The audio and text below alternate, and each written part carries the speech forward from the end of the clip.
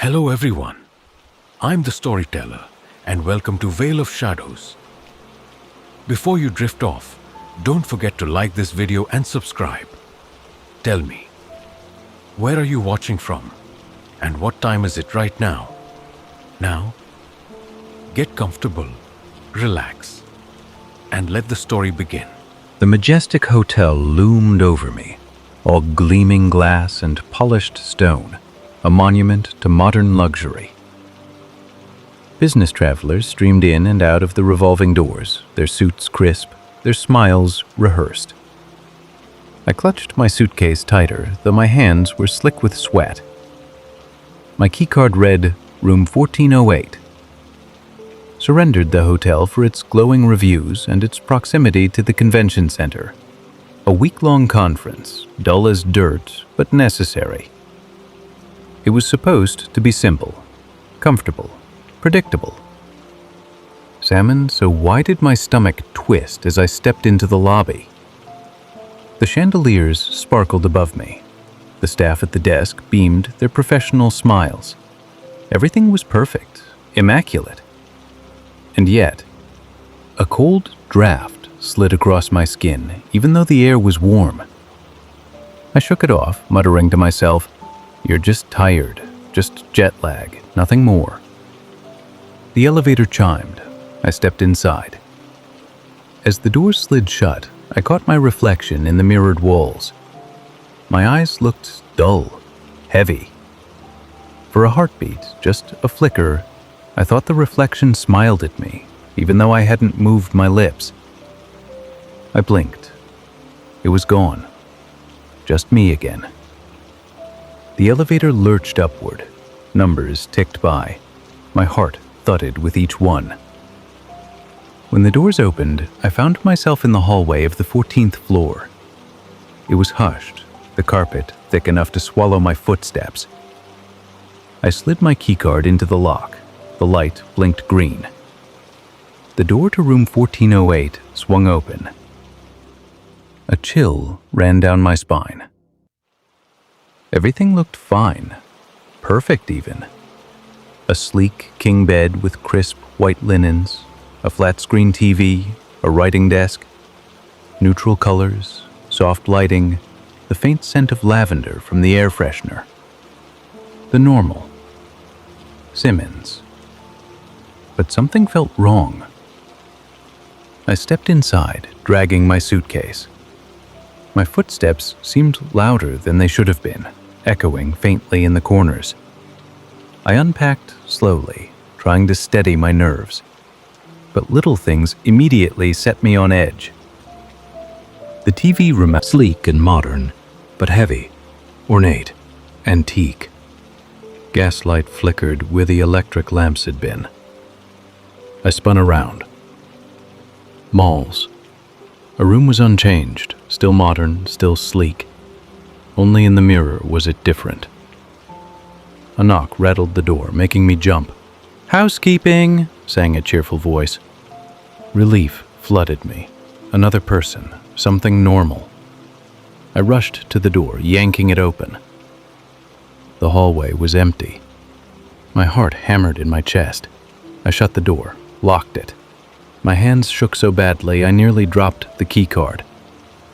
"This isn't happening. I'm losing it," I whispered to myself. I decided to shower. Steam, hot water, maybe it would clear my head. The bathroom filled with fog, the mirror coated in condensation. And beneath the hiss of the shower, I heard it. Sling. Music. Old-fashioned, Timmy, like a gramophone, muffled and warbling.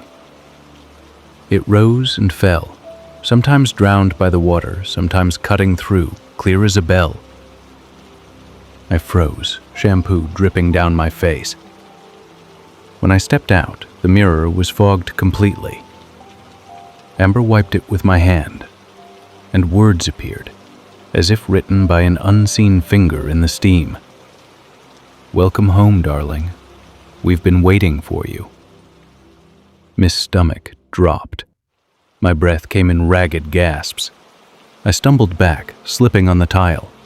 I scrambled out of the bathroom. froze. The bedroom had changed. The modern furnishings were gone, replaced by Victorian pieces, heavy curtains, gaslight flickering on the walls. The smell of dust and something sweet, rotting, hung in the air. And seated at a vanity that hadn't been there before was a woman. His hair was elaborately styled, dark curls piled high. Her dress was all lace and corset, a fashion from another century. Sentencing, oh God, her eyes were deep, dark, inhuman. "There you are," she said, rising. Her voice echoed strangely, like it came from far away. "We've been so lonely." I blinked, disoriented. Fists. I was in the hallway of the Majestic Hotel again, my suitcase at my side, my keycard in my hand. I must have zoned out. Shaking my head, I slid the card into the lock of room 1408. The light flashed green. The door opened. Everything looked perfect. Immersion crept down my spine. And somewhere, just out of reach, I heard her laughter again, like glass breaking. The cycle had begun. The crunch of leaves beneath my boots was the only sound breaking the eerie silence of the forest. Each step echoed in my skull, amplified by the vast emptiness around me. The deeper I went, the more the trees seemed to huddle together, closing ranks, their branches clawing at the dying sky. Sentencing, this was supposed to be a simple day hike, a quick escape, clear my head, enjoy the autumn colors, and to be back at the car before dark. But I had lost the trail hours ago, and now the sun was sinking fast, dragging the warmth with it. Limestone shadows crept between the trees, stretching toward me like bony fingers. I tried my phone again, holding it up desperately as though an extra inch might catch a signal. Nothing. Just the faint glow of the battery icon, nearly drained to nothing. I cursed under my breath, shoving it back in my pocket. Panic gnawed at the edges of my thoughts. No one knew where I was. I hadn't told anyone my exact route, just going for a hike. Stupid. So stupid. The temperature was dropping, my breath puffing white in the air. I had only a light jacket, half a bottle of water, and a granola bar. Not survival gear, not for a night in the woods. And then I saw it. A flicker of light between the trees. At first I thought I'd imagined it, some desperate trick of the brain. But no. The glow appeared again, steady, just beyond a tangle of branches. Hope surged through me. Civilization, a fire, a house, someone who could help. I shoved through the underbrush, not caring as thorns scratched my arms.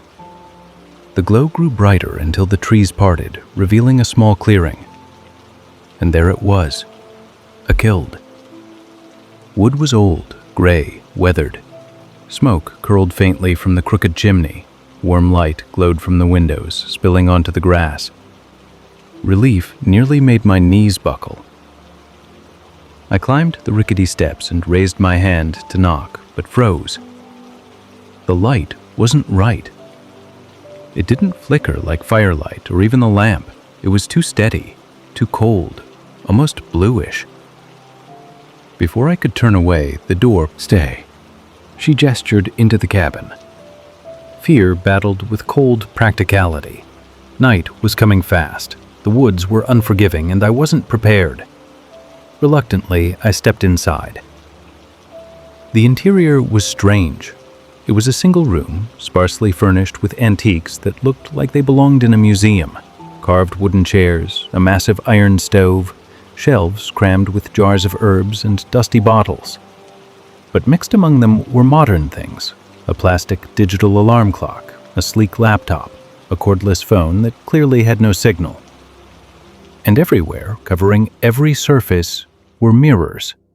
Hand mirrors, wall mirrors, shards propped in frames, full-length mirrors leaning against the walls. They reflected me from every angle, multiplying my image until I felt surrounded by myself. The old woman motioned to a rickety chair. Sit, sit. I'll make tea.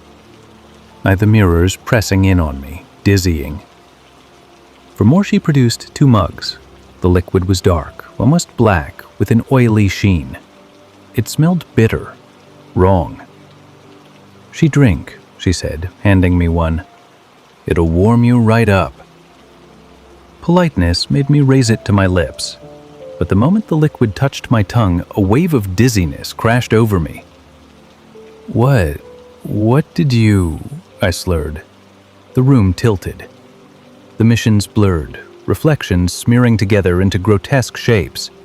My limbs grew heavy, unresponsive. The old woman's face shifted before me. For a heartbeat, she was young, radiant, beautiful, then ancient again. Then something else, something not human, her features stretching and melting like wax. Just a little something, she whispered, her voice echoing strangely. To help you sleep. Imprisonment swallowed me whole. I woke with a start, head pounding. For a moment, I didn't know where I was. Then it came back, the hike, the cabin, the tea. I was lying on a narrow cot in the corner. Sunlight streamed through the windows, dust motes dancing. The old woman was gone.